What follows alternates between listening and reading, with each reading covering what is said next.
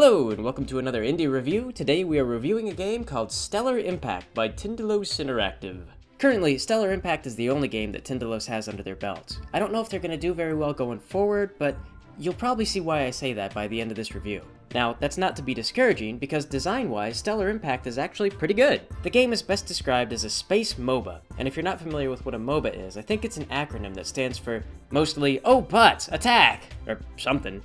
It's Dota in space! But instead of the game being about particular heroes with all their magic abilities, the game is more about playing a particular role within a space armada. There's a bunch of different ships to choose from, whether you want to play a destroyer, cruiser, frigate, or whatever, and each one has different capabilities. Some are good with reconnaissance, some with attack powers, and some have command abilities which buff the ships around them. Now, as you can imagine, that makes this game very team-oriented, and just one jerk who keeps falling out of formation will get everyone killed. This is good and bad. A well-organized group is really hard to stop, and being a good team feels good, but it's also a little bit unforgiving to new players. A new guy might hop in and see the massive, intimidating Dreadnought command ship and think to himself, that's my attack vessel. Then he finds out that the thing maneuvers like snot dribbling out of your nose during a bad cold, and it has the shortest radar range out of any ship in the game. Meanwhile, the other new guy doesn't realize how much support the Dreadnought really needs, and between the two of them, their fleet is just getting picked off left and right. Aside from that, the ships themselves actually level up as you take them through battles, so as the game progresses, you find out that more experienced players have higher marks of ships,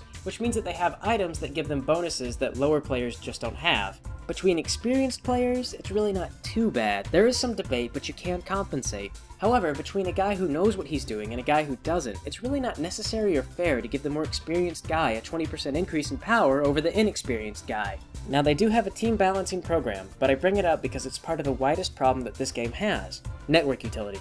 Now, before I go further, I just want to say that I really like Stellar Impact. I enjoy the gameplay, I like the art direction, I like the team theory, but the game is pay to play, it has no single player mode, it's $10, and as a result it has no players. That's right, the game is multiplayer only, but it has no players. It has no network utility. It is a shining example of why all the most popular and profitable MOBA games are free to play. Stellar Impact also has some glitches, the most common of which by far is one in which the game no longer responds to keyboard commands. It's not exactly the best situation when you're headed at full throttle towards an asteroid field.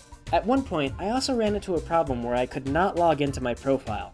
I looked it up, and apparently this is not the first time that sort of glitch has occurred. Fortunately, Tindalos support did help me out and they got it squared away within the day. Still, I just gotta say, it doesn't create the best impression when I've gotta give an honest review on the whole thing. So at the end of the day, I can say nice things about the gameplay all that I want, but the game really needs patching, it needs server maintenance, and it probably needs to be free to play. However, official word from Tindalos is that they're no longer supporting the game, so buyer beware. So that's Stellar Impact. It's got a lot of potential, but seems to be getting shot in the foot by its marketing strategies.